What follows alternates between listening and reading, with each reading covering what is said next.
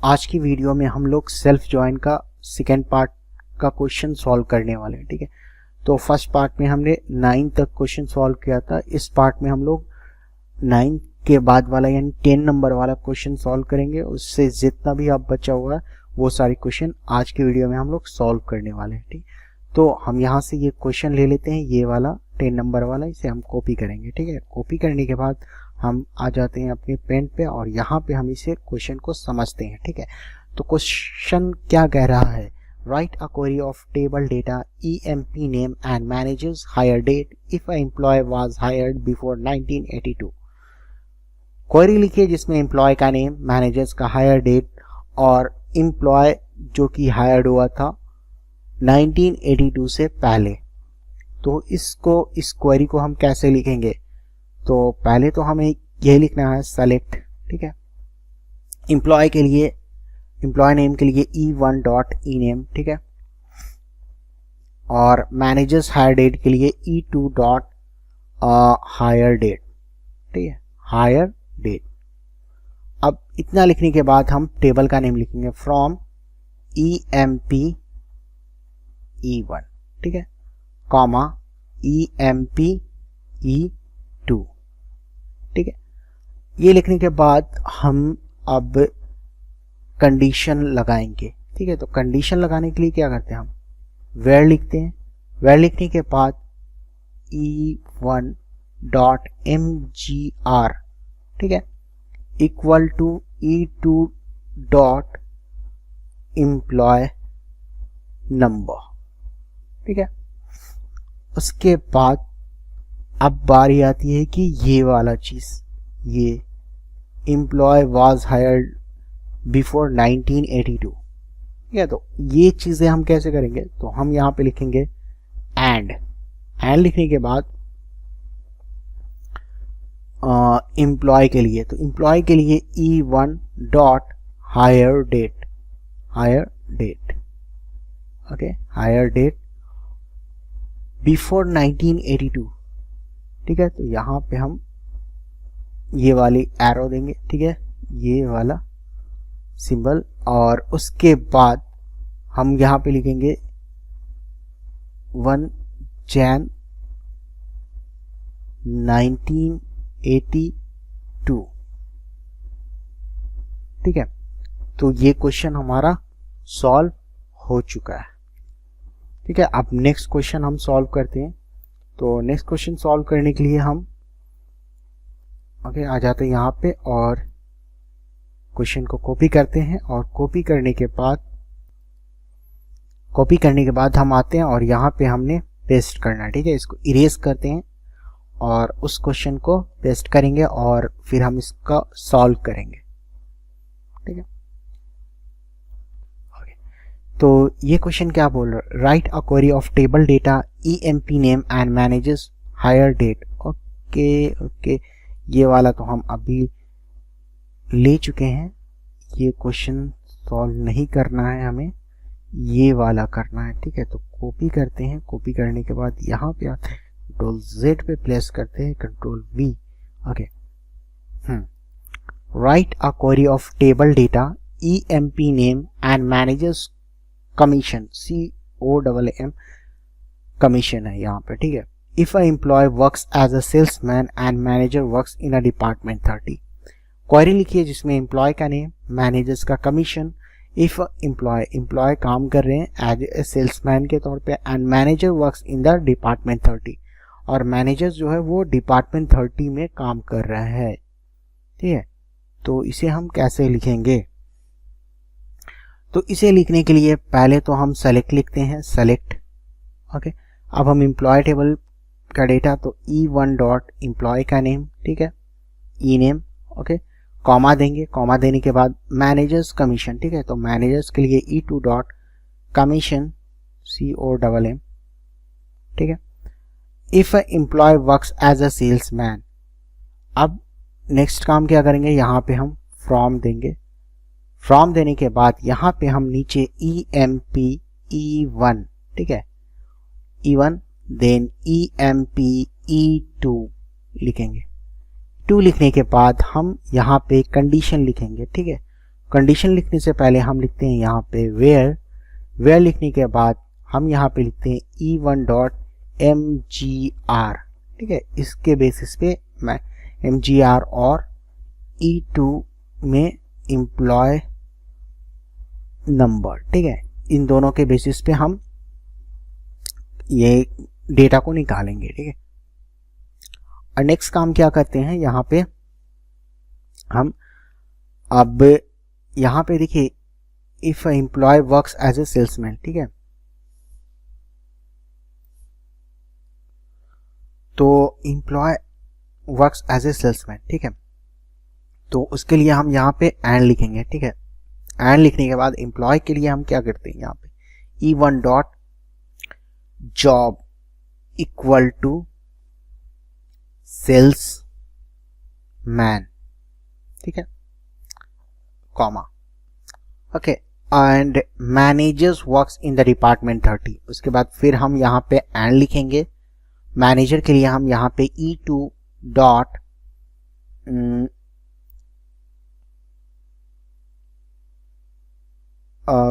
Works in are department 30, ठीक है, तो डिपार्टमेंट नंबर इक्वल टू 30। तो हो गया ये हमारा क्वेश्चन सॉल्व, ठीक है। अब नेक्स्ट क्वेश्चन लेते हैं। तो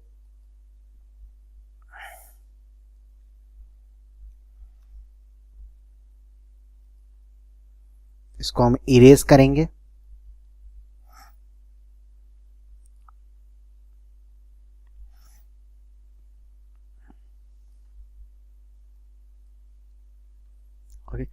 ये क्या बोल रहा है, write a query of table data EMP name and managers name and their salaries if a employee earns more than manager. Query लिखिए जिसमें एम्प्लॉय का नेम, मैनेजर्स का नेम और उसकी salary. If a employee earns, अगर employee कमा रहा है मोर देन मैनेजर, ठीक है, तो ये हम कैसे लिखेंगे। तो आते हैं हम यहाँ पे, पहले तो हम यहाँ पे लिखेंगे सेलेक्ट, ठीक है। सेलेक्ट लिखने के बाद एम्प्लॉय नेम के लिए हम e1 डॉट ई नेम लिखेंगे, ठीक है, ई नेम, देन कॉमा देंगे, मैनेजर नेम तो e2 डॉट ई नेम, ठीक है।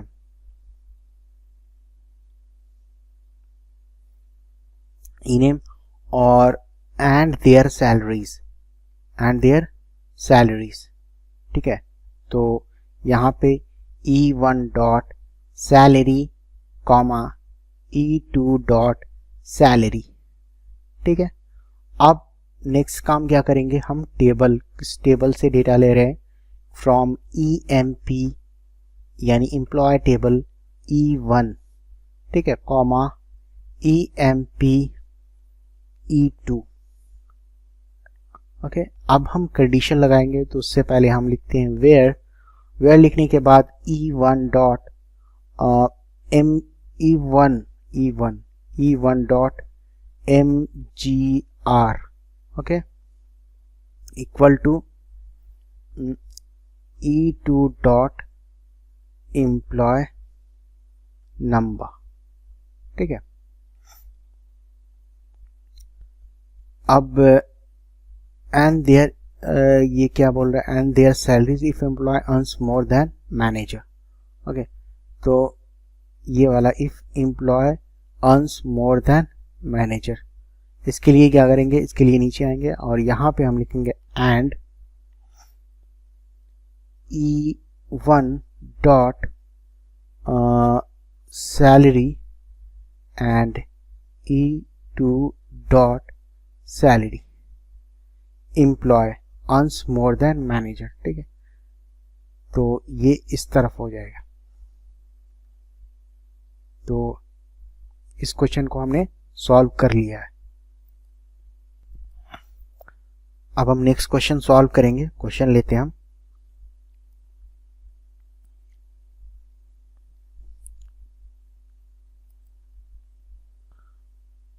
इसे हम इरेज करेंगे, ठीक है।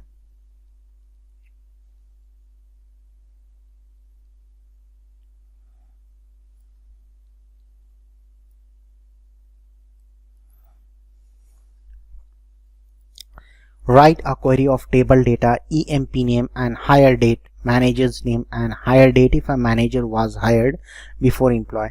क्वेरी लिखिए जिसमें एम्प्लॉय का name, hire date, managers name और मैनेजर का hire date if a manager was hired before employee, अगर मैनेजर हायर्ड है एम्प्लॉय से पहले।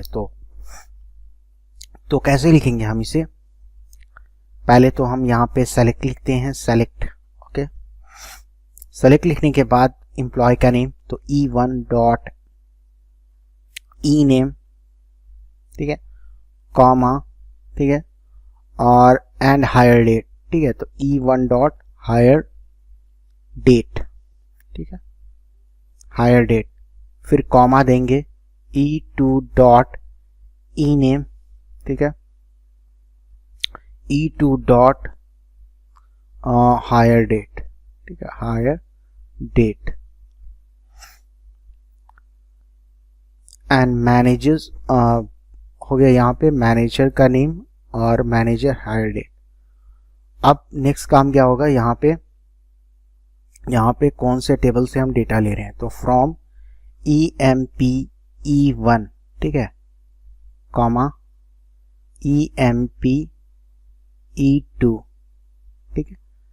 उसके बाद हम कंडीशन लगाते हैं, तो हम यहाँ पे लिखेंगे वेयर लिखने के बाद हम E1 dot mgr equal to E2 dot employee number, ठीक है। उसके बाद हम लिखेंगे यहाँ पे एंड लिखने के बाद ये वाला चीज यहाँ पे आप देखिए, if a manager was hired before employee, तो ये वाला चीज हम यहाँ पे लिखेंगे, ठीक है, if a manager was hired before employee.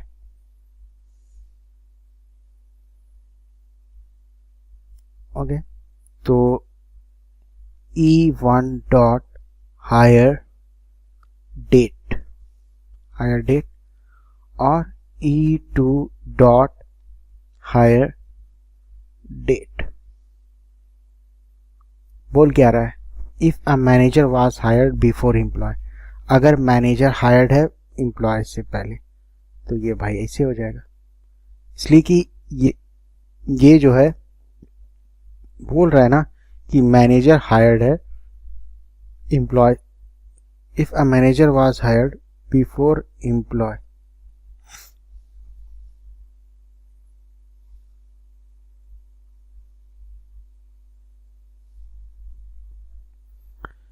Okay, अब नेक्स्ट क्वेश्चन पे आते हैं हम।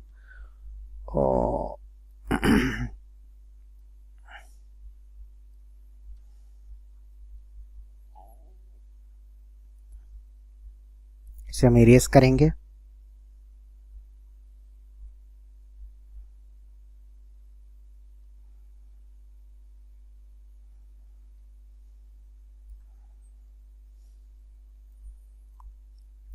ये क्या बोल रहा है question, write a query of table data EMP name and manager name if both are working in a same job. Query लिखिए जिसमें एम्प्लॉय का नेम, मैनेजर का नेम और दोनों जो है एक ही जॉब, एक ही प्रोफेशन में काम कर रहे हैं। तो ये क्वेरी हम कैसे लिखेंगे, तो हम लिखते हैं यहाँ पे पहले सेलेक्ट, ठीक है, सेलेक्ट लिखने के बाद हम E1 डॉट ई नेम, ठीक है, एम्प्लॉय का name and manager name, comma E2 dot E name, ठीक है। अब कहां से, फ्रॉम कौन से टेबल से ले रहे हैं, फ्रॉम EMP E1, ठीक है, E1 कॉमा EMP E2, ठीक है, ये दोनों एम्प्लॉय टेबल है। अब हम वेयर कंडीशन लगाएंगे, तो वेयर लिखेंगे, वेयर लिखने के बाद E1 dot mgr equal to, ठीक है, E2 डॉट, ठीक है, एम्प्लॉय नंबर।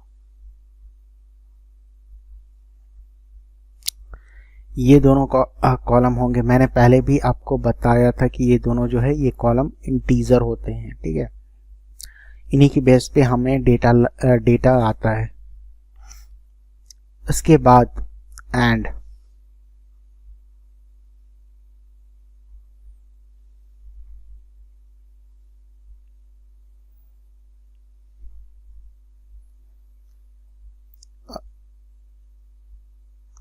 लिखने के बाद यहाँ पे क्या बोल रहा है, working in a same job, same job पे काम कर रहे हैं, तो E1 job equal to E2 job. Okay, तो ये हमें डेटा लाकर दे देगा।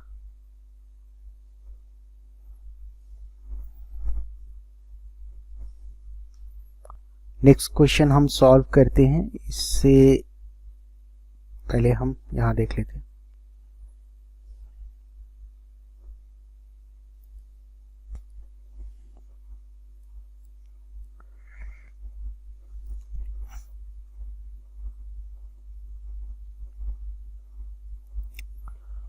तो हम इसे इरेज करते हैं। अब ये वाला क्वेश्चन को हम सॉल्व करते हैं।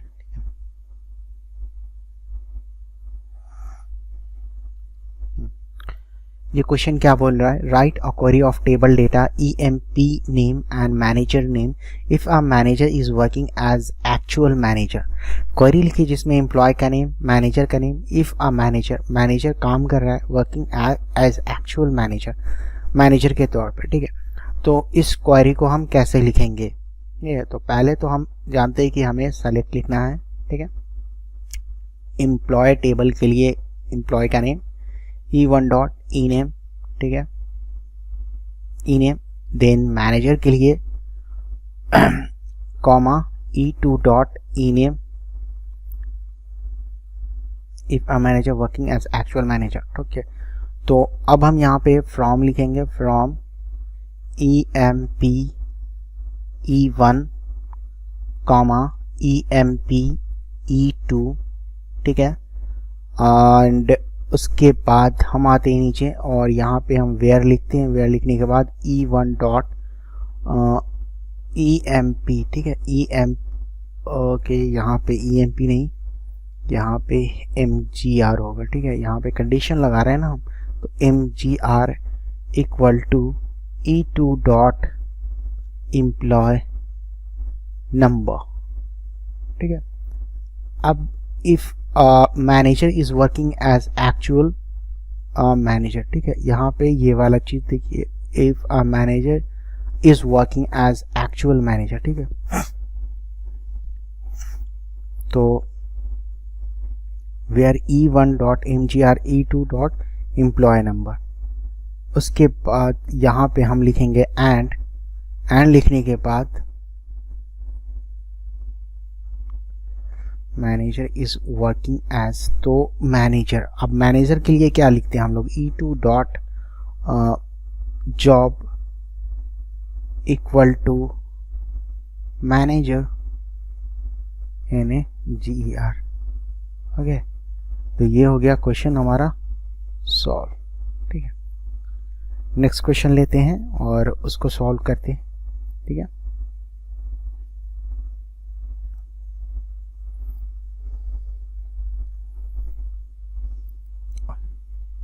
तो इसे हम इरेज करेंगे।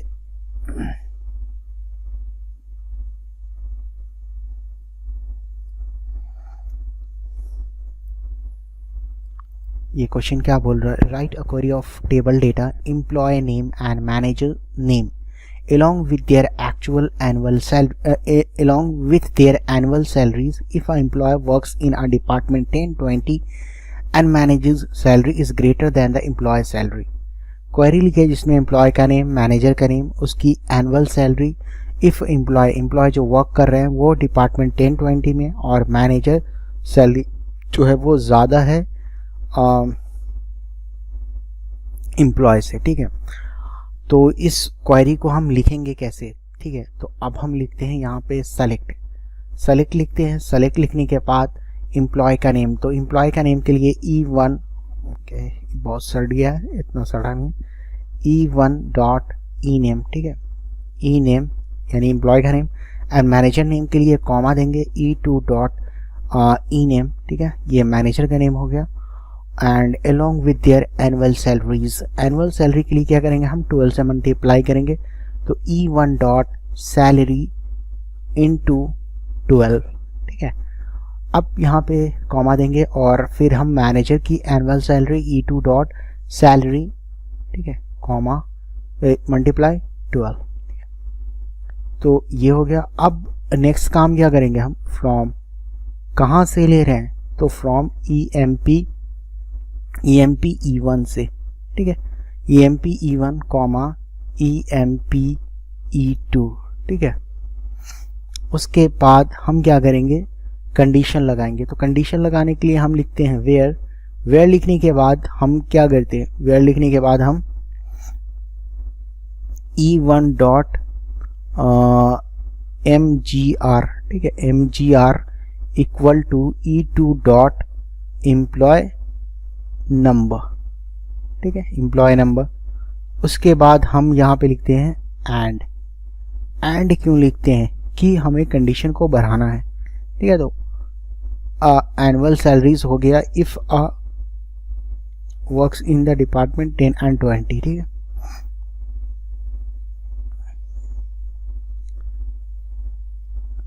Employ works in are department 10 and 20, ठीक है। एम्प्लॉय वर्क्स, तो इसको एम्प्लॉय के लिए क्या है, E1 डॉट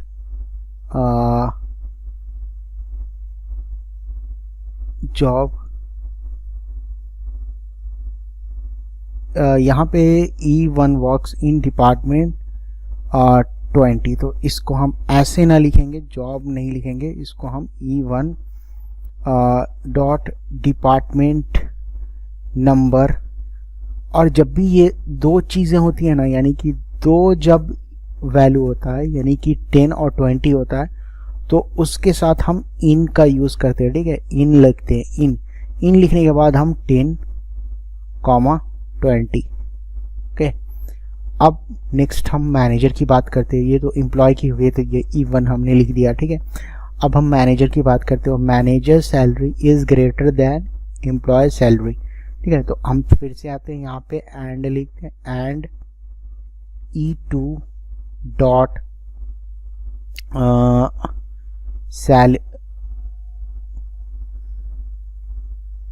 E2 डॉट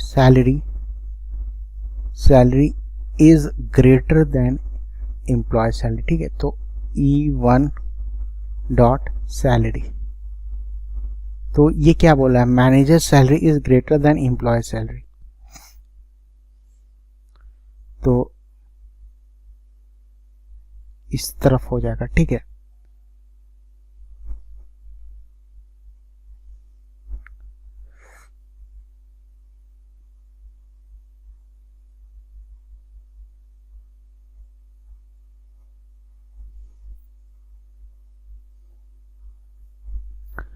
तो ये क्वेश्चन सॉल्व हो चुका है, ठीक है। अब हम नेक्स्ट क्वेश्चन सॉल्व करते हैं, आते हैं हम नेक्स्ट क्वेश्चन पे, ठीक है। तो ये क्वेश्चन लेते हैं, ये क्या बोल रहा है, ठीक है। तो इसको हम इरेज करेंगे,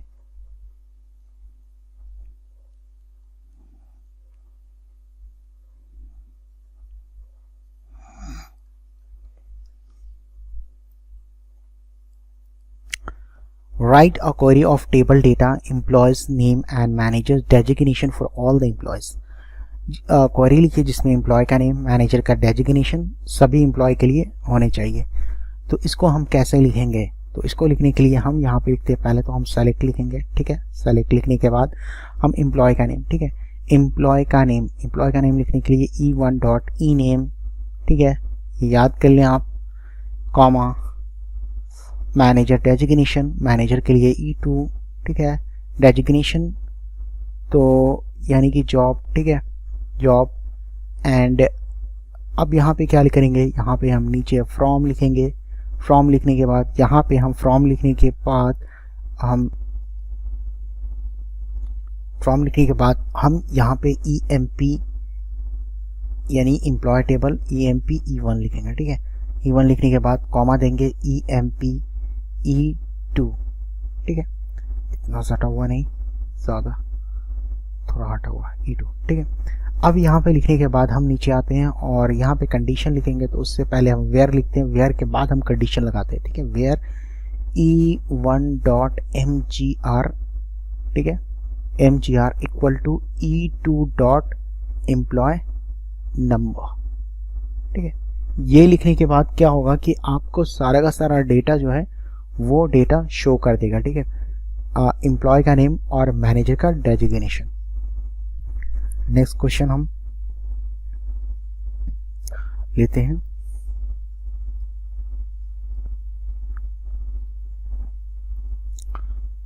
इसे इरेज करेंगे, ओके। अब ये क्वेश्चन क्या बोल रहा है, ठीक है। Write a query of table data employee name and manager salary for all the employees if a manager salary in with the 50। Query लिखे जिसमें एम्प्लॉय का नेम, मैनेजर की सैलरी सभी एम्प्लॉय के लिए, इफ अ मैनेजर, जो manager हैं वो काम कर रहे हैं, उनकी जो सैलरी है वो 50 से एंड होती हो, किसे 50 जो डिजिट है उनकी जो सैलरी है कुछ भी हो, उसमें लास्ट का जो डिजिट है वो 50 होना चाहिए, ठीक है, 55 होना चाहिए, ठीक है। ये बोला जा रहा है, तो इसको हम कैसे लिखेंगे, उसके लिखने के लिए सेलेक्ट एम्प्लॉय नेम, ठीक है, एम्प्लॉय नेम E1.ename, ठीक है।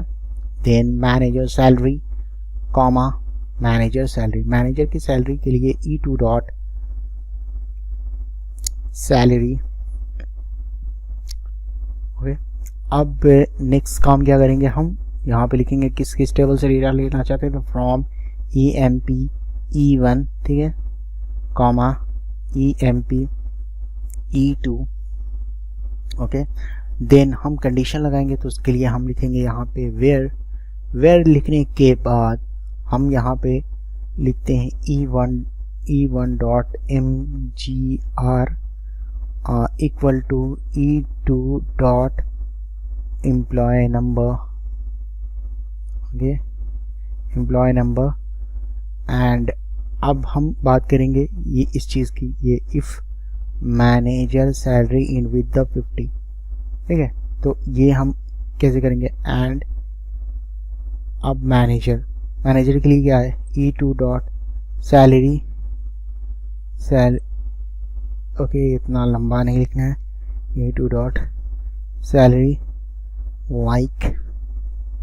लाइक लिखेंगे, लाइक लिखने के बाद सिंगल कोट्स परसेंटेज 50, ओके।